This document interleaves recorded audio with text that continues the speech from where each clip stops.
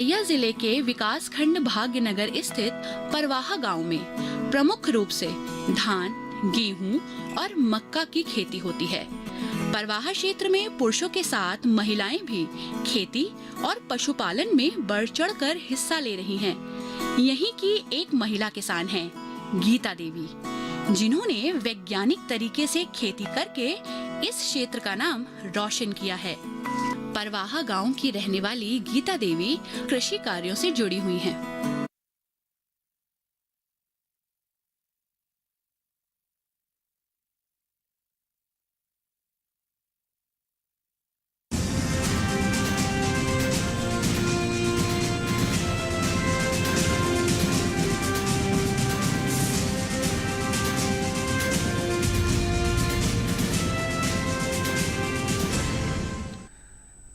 नमस्कार, किसान समाचार में आपका स्वागत है। मैं हूं नदीम अंसारी। शुरुआत करते हैं हेडलाइंस के साथ। भारत ने कोविड-19 महामारी की वजह से पैदा हुई ढुलाई संबंधी चुनौतियों के बावजूद इस सीजन में नए देशों तक आम के निर्यात का किया विस्तार।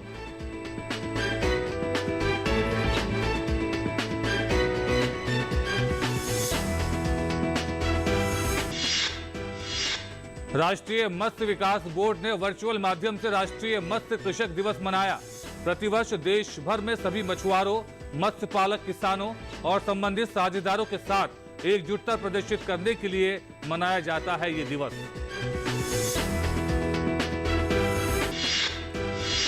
बिहार कृषि विश्वविद्यालय भागलपुर के वैज्ञानिकों ने अमरूद की एक अनोखी किस्म काला अमरूद को की विकसित। प्रचुर मात्रा में ऑक्सीकरण रोधी खनिज और विटामिन है इस किस्म में।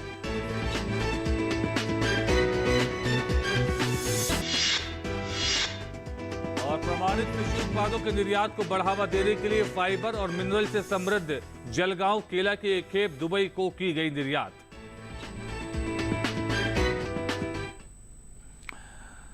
और हेडलाइंस के बाद आइए अब देखते हैं खबरों को विस्तार से। भारत ने कोविड-19 महामारी की वजह से पैदा हुई ढुलाई संबंधी चुनौतियों के बावजूद इस सीजन में नए देशों तक आम के अपने निर्यात का विस्तार किया है। एक प्रमुख पहल जो कि देश के पूर्वी क्षेत्र से मध्य पूर्व के देशों में खासतौर पर आम निर्यात क्षमता को बढ़ावा देगा के रूप में पश्चिम बंगाल के मालदा जिले से प्राप्त जियोग्राफिकल आइडेंटिफिकेशन GI प्रमाणित फजली नाम के आम की किस्म की एक खेप आज बहरी निर्यात की है। फजली आम की खेप को एपीडा द्वारा पंजीकृत DM इंटरप्राइजेस कोलकाता द्वारा निर्यात और अल जजीरा समूह बहरीन द्वारा आयात किया गया। एपीडा गैर पारंपरिक क्षेत्रों और राज्यों से आम के निर्यात को बढ़ावा देने के लिए कई कदम उठा रहा है। जिन 9 किस्मों का निर्यात किया गया उनमें GI प्रमाणित खिरसापति मालदा पश्चिम बंगाल, लखनभोग मालदा पश्चिम बंगाल, फजली मालदा पश्चिम बंगाल, दशहरी मलिहाबाद उत्तर प्रदेश, आम्रपाली एवं चौसा मालदा पश्चिम बंगाल और लंगड़ा नदिया पश्चिम बंगाल शामिल हैं। प्रमाणित कृषि उत्पादों के निर्यात को बढ़ावा देते हुए फाइबर और मिनरल से समृद्ध जलगांव केला की एक खेप दुबई को निर्यात की गई है। महाराष्ट्र के जलगांव जिले के तंदलवारी गांव के प्रगतिशील किसानों से 22 मीट्रिक टन GI प्रमाणित जलगांव केले प्राप्त किए गए थे। ये इलाका कृषि निर्यात नीति के तहत पहचाने गए केले के उत्पादन का प्रमुख कृषि क्षेत्र है। वैश्विक मानकों के अनुरूप कृषि पद्धतियों को अपनाने के कारण भारत का केला निर्यात तेजी से बढ़ रहा है। भारत कुल उत्पादन में लगभग 25% की हिस्सेदारी के साथ दुनिया में केले का सबसे बड़ा उत्पादक है। फाइबर और मिनरल से समृद्ध जलगांव केला की एक खेप दुबई को निर्यात की गई है।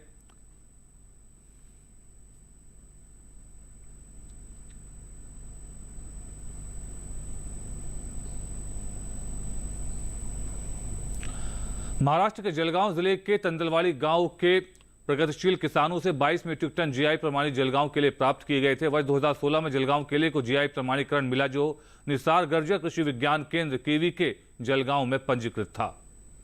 भारत के केले का निर्यात मात्रा और मूल्य दोनों के लिहाज से बढ़ा है। भारत कुल उत्पादन में लगभग 25% की हिस्सेदारी के साथ दुनिया में केले का सबसे बड़ा उत्पादक है। कश्मीर घाटी से मिश्री किस्म की चेरी की पहली वाणिज्यिक खेप श्रीनगर से दुबई को निर्यात की गई है। वाणिज्य मंत्रालय ने जानकारी दी। वाणिज्य मंत्रालय ने एक बयान में कहा कि केंद्र शासित प्रदेश जम्मू कश्मीर देश में चेरी की वाणिज्यिक किस्मों के उत्पादन में 95% से अधिक योगदान करता है। यहाँ चेरी की 4 प्रमुख किस्मों डबल, मखमली, मिश्री और इटली का उत्पादन होता है। मिश्री किस्म की चेरी में स्वास्थ्य लाभ के साथ विटामिन, खनिज और पौधों के यौगिक तत्व मौजूद होते हैं। मंत्रालय ने बताया कि राष्ट्रीय अंगूर अनुसंधान केंद्र पुणे ने राष्ट्रीय रेफरल प्रयोगशाला ने निर्यात की खेप की शुद्धता, सुरक्षा और गुणवत्ता सुनिश्चित करने के लिए सहायता प्रदान की, जो विशेष रूप से मध्य पूर्व के देशों में चेरी के लिए एक ब्रांड बनाने में मदद करेगा।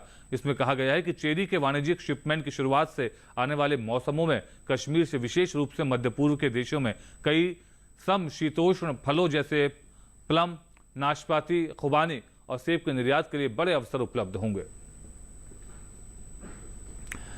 केंद्रीय वस्त्र मंत्री पीयूष गोयल ने वस्त्र क्षेत्र की नीतियों की समीक्षा की। एमएसएमई और छोटे उद्यमियों को समर्थन देने के लिए विशेष मॉडल विकसित करने की आवश्यकता पर ध्यान केंद्रित किया। पीयूष गोयल ने हितधारकों से सभी निर्यात प्रोत्साहन परिषदों के जरिए वर्तमान निर्यात को दोगुना करने का आग्रह किया। उन उद्योगों को मजबूत समर्थन देने के लिए वित्तीय साधन विकसित करना जो सब्सिडी केंद्रित नहीं है और इन गारंटी के जरिए बैंकों से स्थायी ऋण प्रवाह को सक्षम बनाना। गोयल सरकारी अनुदान पर निर्भर रहने की बजाय शोध व अनुसंधान संस्थानों को आत्मनिर्भर बनना चाहिए। उन्होंने कहा, पश्मीना ऊन को अंतर्राष्ट्रीय स्तर पर ब्रांड बनाने की भी जरूरत है।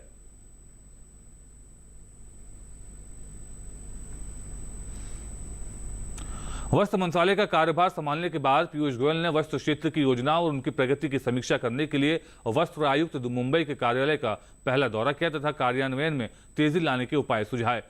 मंत्री ने वस्त्र आयुक्त का कार्यालय, वस्त्र समिति, भारतीय कपास निगम लिमिटेड, निर्यात संवर्धन परिषदों और वस्त्र अनुसंधान संगठनों द्वारा नियोजित कार्यान्वित की गई विभिन्न योजनाओं, गतिविधियों की समीक्षा की। बैठक में वस्त्र राज्य मंत्री श्रीमती दर्शना जरदोश भी मौजूद थी।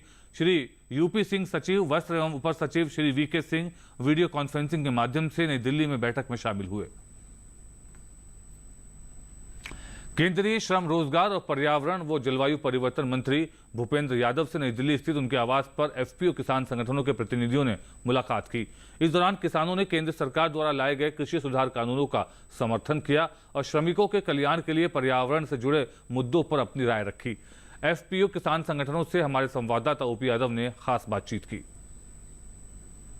प्रधानमंत्री नरेंद्र मोदी के नेतृत्व में केंद्र सरकार के एनडीए गठबंधन के दूसरे कार्यकाल के पहले कैबिनेट विस्तार में राजस्थान से राज्यसभा सांसद भूपेंद्र यादव को कैबिनेट में बतौर श्रम मंत्री और पर्यावरण मंत्री की जिम्मेदारी मिली है। उनसे मिलने के लिए कुछ एफपीओ किसान संगठन आए हुए हैं। आए जानते हैं इन्होंने इनसे क्या मांग की और किस वजह से यहाँ आए थे।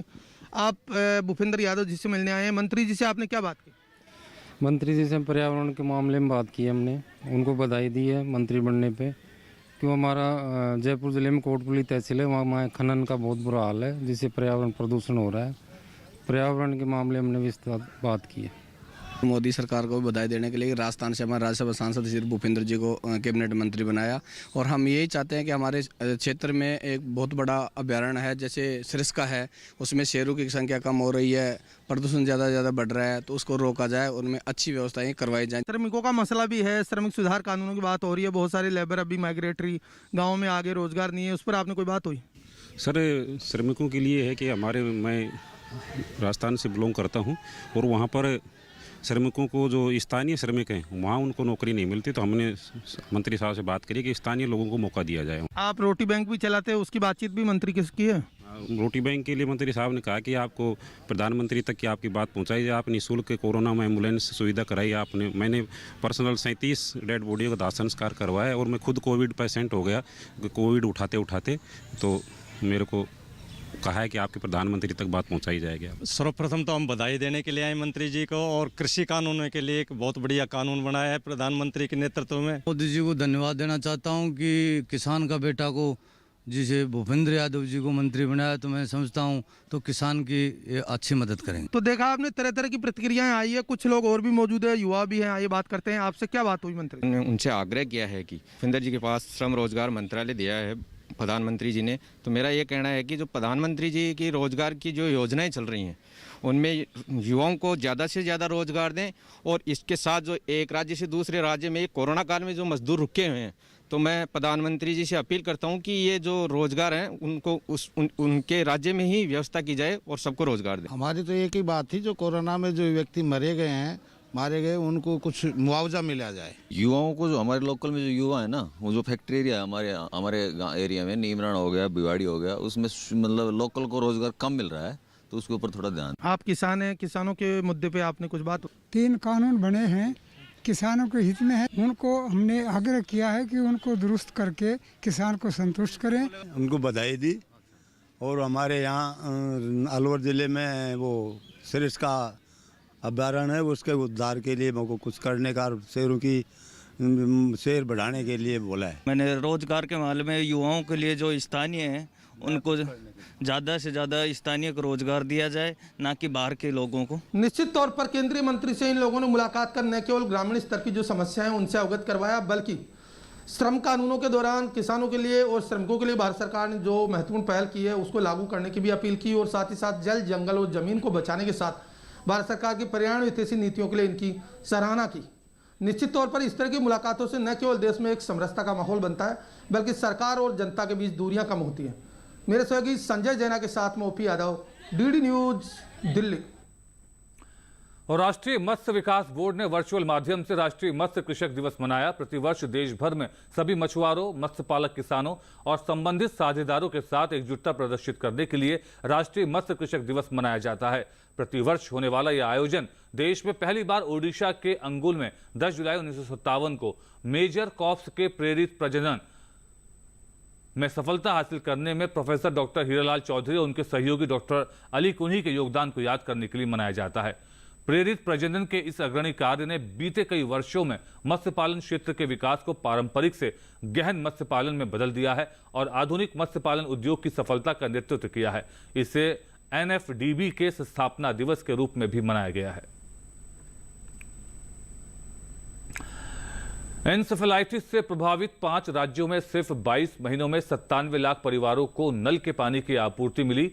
जल जीवन मिशन ने इंसेफेलाइटिस निवारक उपायों को काफी मजबूत करते हुए 2021-22 के लिए JEAES घटक के रूप में 5 राज्यों को 463 करोड़ रुपए आवंटित किए हैं।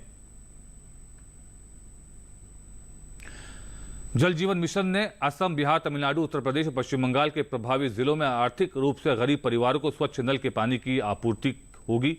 इंसेफेलाइटिस, एक्यूट इंसेफेलाइटिस सिंड्रोम बीमारी के प्रसार को कम करने के लिए निवारक उपायों को काफी मजबूत किया है।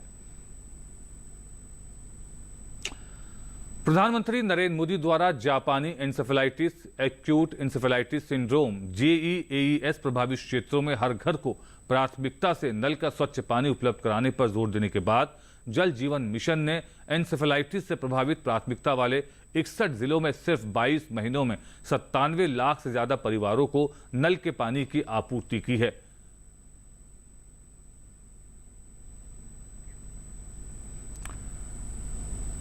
बिहार कृषि विश्वविद्यालय भागलपुर के वैज्ञानिकों ने अमरूद की एक अनोखी किस्म काला अमरूद विकसित किया है। इसमें प्रचुर मात्रा में ऑक्सीकरण रोधी खनिज और विटामिन है। विश्वविद्यालय के एसोसिएट निदेशक डॉक्टर एस फिजा अहमद ने कहा कि इसे 3 वर्ष से अधिक के अनुसंधान के बाद विकसित किया गया है और इसके आकार, सुगंध और लंबे समय तक रहने के लिए कुछ सुधार के बाद जल्द ही इसे व्यावसायिक खेती के लिए शुरू किया जा सकता है। वैज्ञानिक इस अमरूद की गुणवत्ता में और सुधार करने की कोशिश कर रहे हैं, जिसमें कई गुना पोषण क्षमता और कई सारी संभावनाएं वाणिज्यिक उत्पादन और निर्यात के लिए उपलब्ध है। काले अमरूद की यह विशेष किस्म अगस्त के अंत या सितंबर के शुरू तक पूरी तरह से पक जाएगी। प्रधानमंत्री नरेंद्र मोदी ने केंद्रीय कैबिनेट में विस्तार कर सबका साथ सबका विकास की अवधारणा के तहत राज्यों को समान प्रतिनिधित्व देने का काम किया है। इस विषय पर केंद्रीय सूचना एवं प्रसारण राज्य मंत्री व पशुपालन, डेयरी व मत्स्य राज्य मंत्री एल मुरुगन व भाजपा के राष्ट्रीय महासचिव CT रवि से बात की हमारे संवाददाता ने। हमारे साथ भारतीय जनता पार्टी के राष्ट्रीय महासचिव सिटी रवि मौजूद हैं। आइए बात करते हैं किस तरह राज्य में कृषि का विकास होगा और देश में कृषि क्षेत्र में नए विकास के आयाम स्थापित होंगे। इसके साथ ही हमारे साथ केंद्रीय पशुपालन, डेयरी और मत्स्य राज्य मंत्री और सूचना प्रसारण राज्य मंत्री एल मुरुगन जी भी मौजूद हैं। सर, सबसे पहले बधाई। और मैं जानना चाहूँगा कि किस तरह अब नए भारत का निर्माण होगा एक नई टीम के साथ। पहले सभी को बधाई करता हूँ। हमारे प्रांत से 4 नया मंत्री लोग और मैं तमिलनाडु के प्रभारी भी हूँ। उधर हमारा प्रांत अध्यक्ष एल मुरुगन जी के पहले बार नरेंद्र मोदी जी के कैबिनेट में काम करने का अवसर मिला है। इसके लिए सभी नया मंत्रियों को मैं बधाई करता हूँ। कर्नाटक मेरा कॉन्स्टिट्यूंसी का एमपी है शोभा जी। शोभा जी के कृषि मंत्रालय के नाते राज्य सचिव पद मिला है। बहुत काम करने का बहुत काम है। इसके लिए उनके ताकत भी है। नीचे से कार्यकर्ता के नाते काम करते करते इधर तक पहुंच गई है। इसके लिए उनके भगवान और थोड़ा शक्ति देना मैं भगवान के प्रार्थना करता हूं। सभी मुरुगन जी के साथ सभी मंत्री लोग यशस्वी करना मैं भगवान से प्रार्थना करके सभी को शुभाशय देता हूँ। सर, दक्षिण भारत से काफ़ी प्रतिनिधित्व मिला है, आप क्या कहेंगे? So we are very happy to that we get a very good opportunity to serve Tamil Nadu and South India. So our focus is to develop Tamil Nadu and Tamil Makkal. I want congratulations for this opportunity to Honorable President Prime Minister Shri Narendra Modi ji. प्रादेशिक न्याय भी दिया है और social justice भी दिया है। उनके कैबिनेट में सोशल जस्टिस भी है और रीजनल जस्टिस भी है।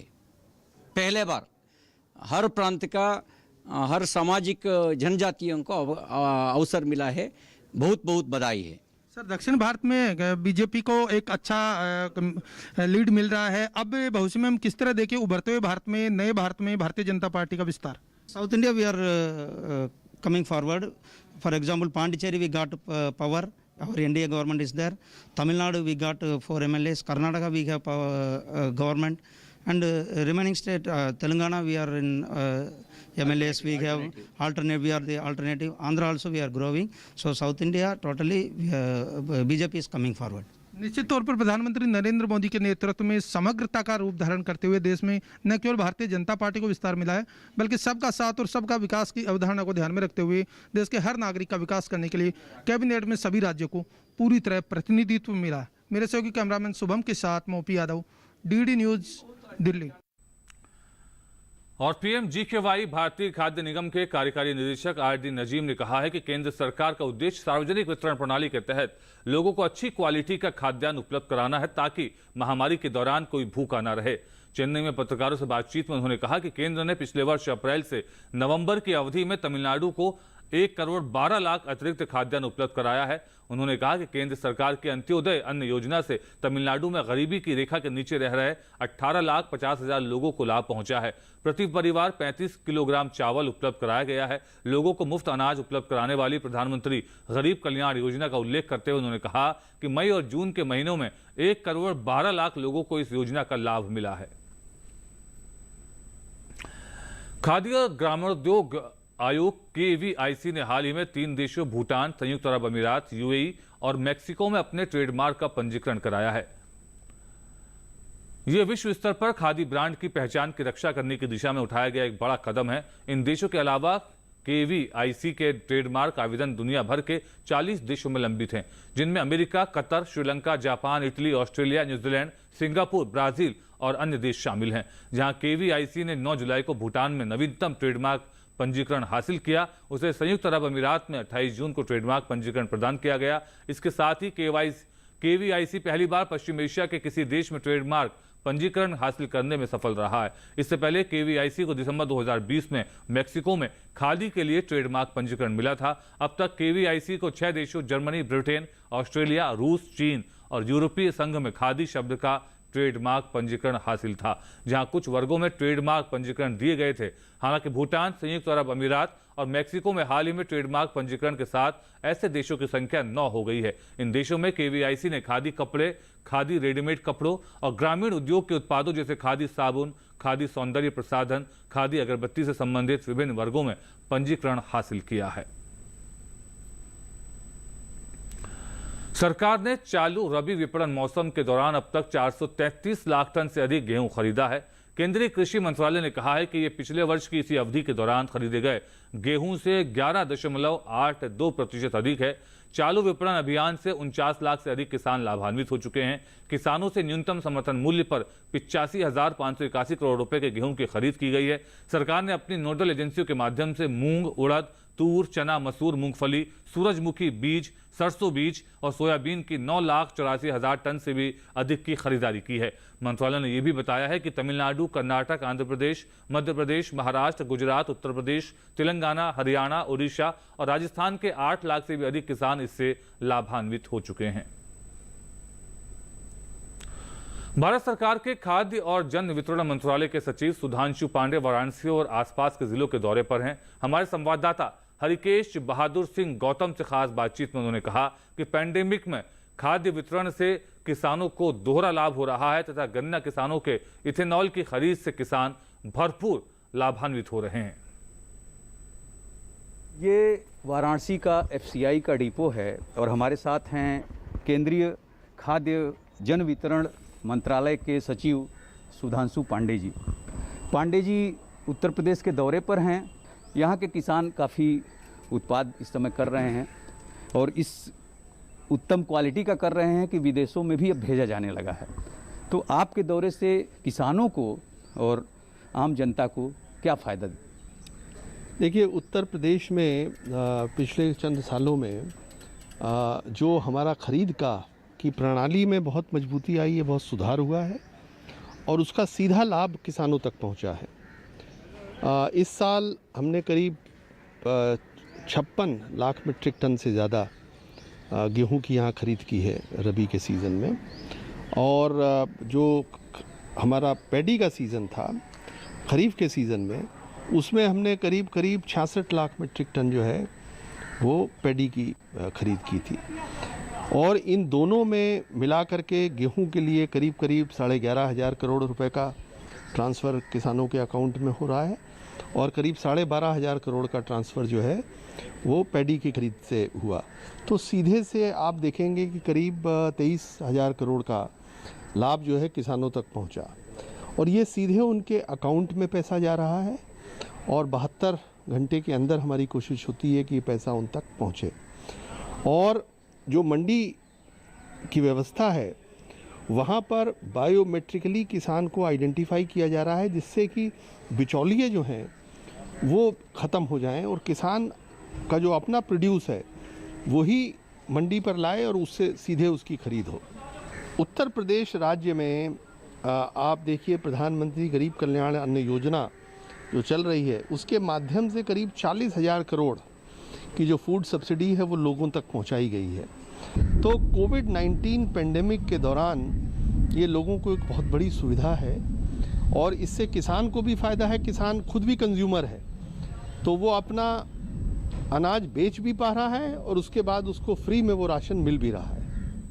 इसके अलावा हम लोग जो गन्ना किसान है उसके लिए हम लोगों ने ख़ास तरह से एक प्रोग्राम चलाया है जिसमें उसकी चीनी को हम 2 तरीके से सपोर्ट कर रहे हैं।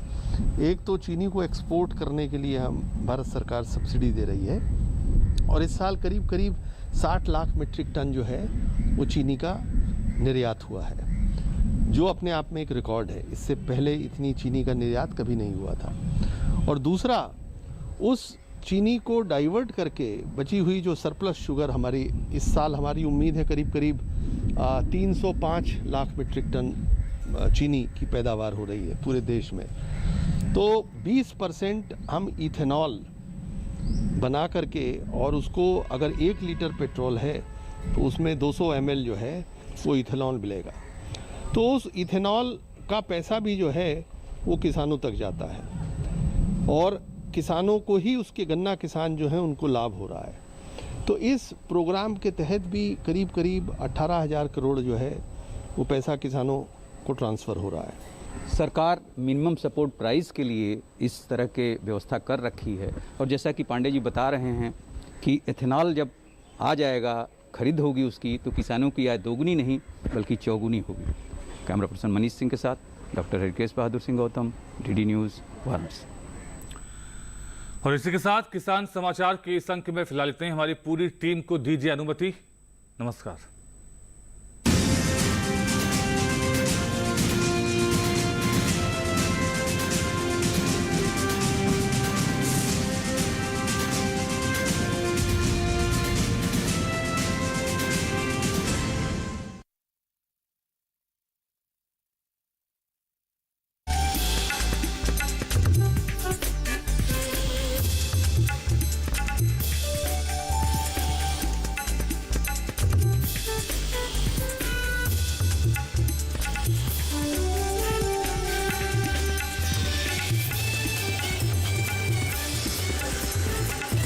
के साथ बदलते भारत की शान।